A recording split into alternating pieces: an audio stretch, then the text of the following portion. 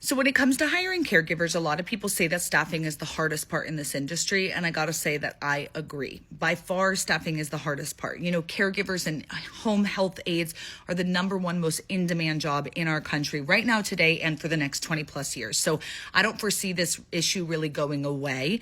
And especially with everything we have going on in our country in regards to immigration and kicking people out of this country, it's really not helping our seniors, since over 80% of caregivers are immigrants from other countries.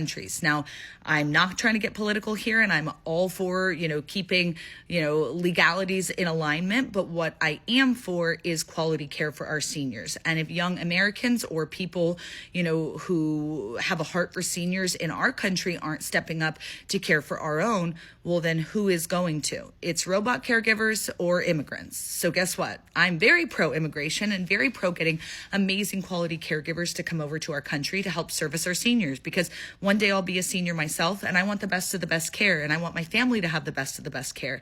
And a lot of times people from other countries give a whole lot better care than Americans. No hate, just saying what the truth is in this industry. So is it hard to hire caregivers? It could be one of the hardest things in this industry, but it's not impossible, because the opportunity you're presenting as a residential assisted living owner is completely different than what the big boxes are presenting.